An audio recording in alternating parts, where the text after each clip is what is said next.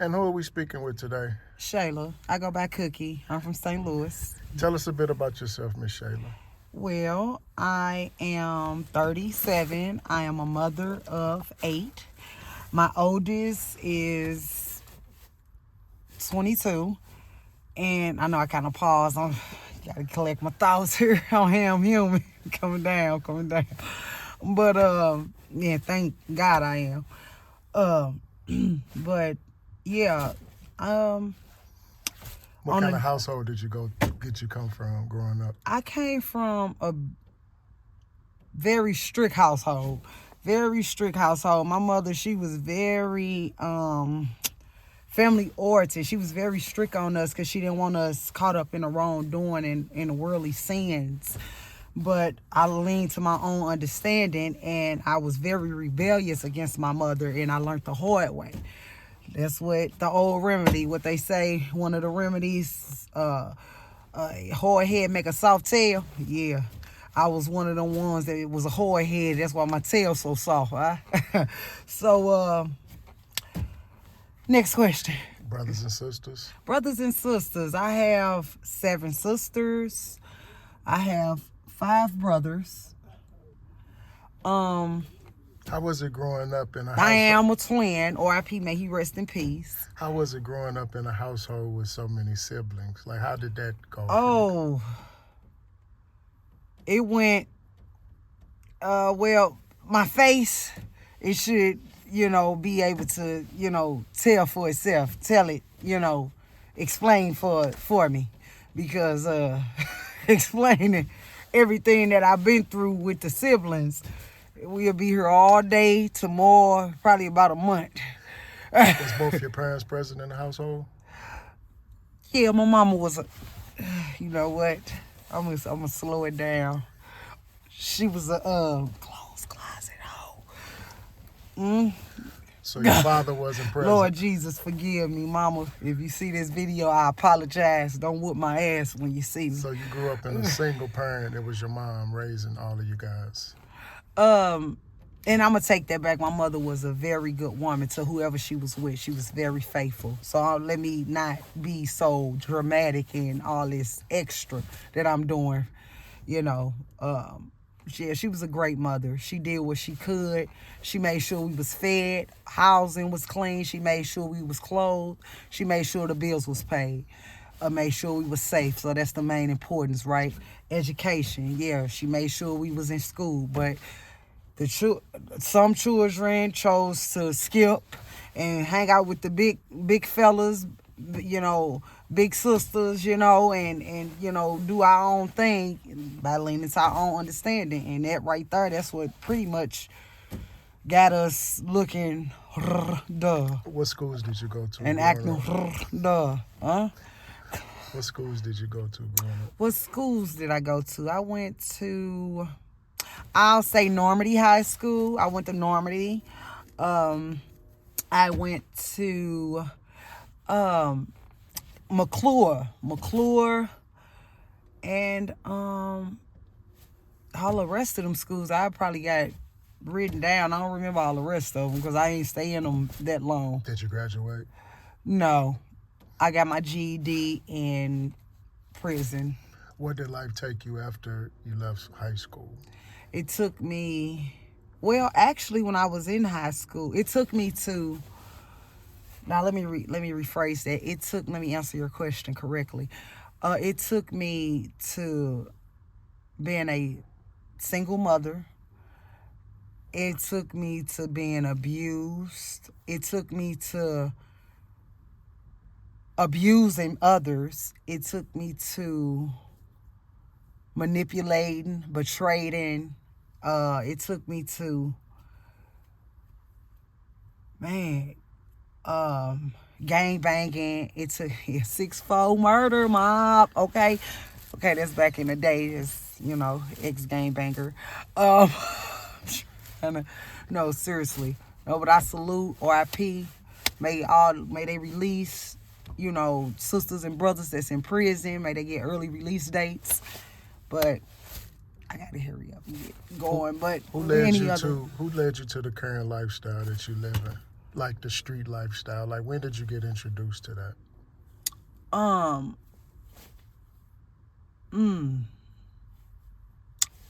it goes back to me being hard-headed and running away from home because I had my firstborn at 12. And she's 22 now. I'm 37. Had my firstborn got pregnant at 11, had her at 12. Yeah.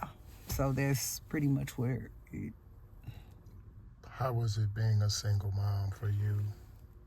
Because you haven't been married. it wasn't that hard because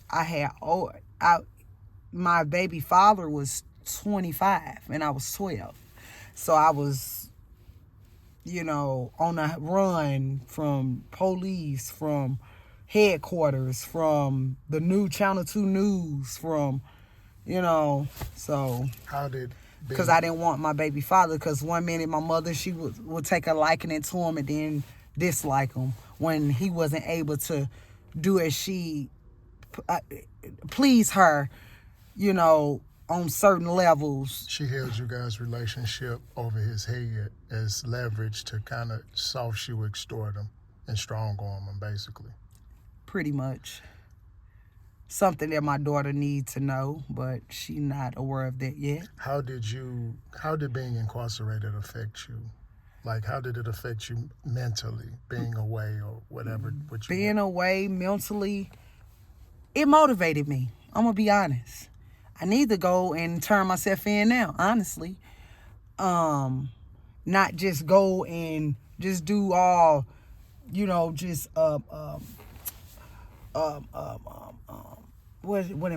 the word illegal activities and involve myself in illegal activities to put a red flag on my head like, hey, come get me. I need to just be warming up and step out and step out this rebellious demonic addiction force for a way of being strong-headed to what's good for me, and that's not right. That's harmful to myself, so that is not safe to the community. On the close out, Miss Shayla, we appreciate you taking time out with us. If you can go back knowing what you know today and talk to a young Miss Shayla, what kind of advice would you give her? What kind of advice I would give her?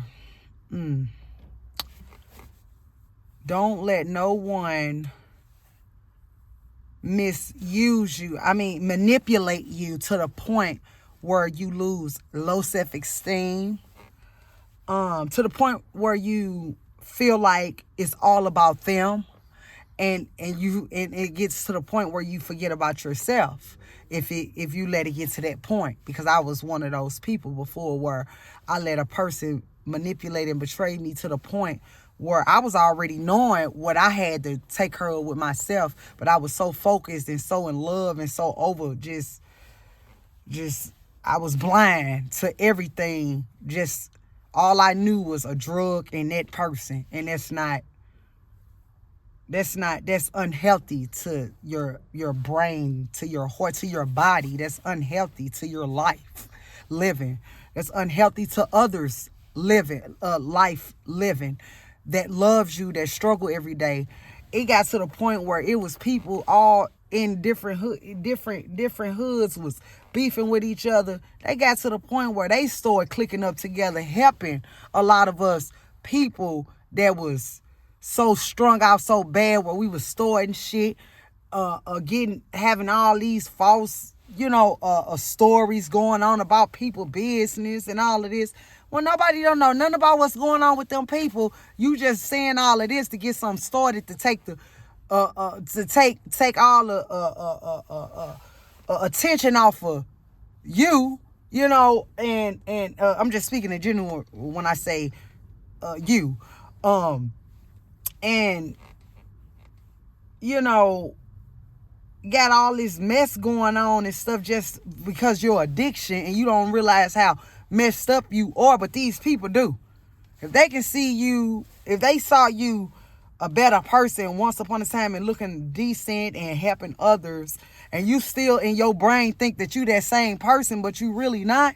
Something wrong with you up here. And I'm speaking this. I'm taking all this in because I'm really fucked up in the head right now. Okay. Miss Shayla, Excuse my language. no problem, Miss Shayla. We appreciate you taking time out with us.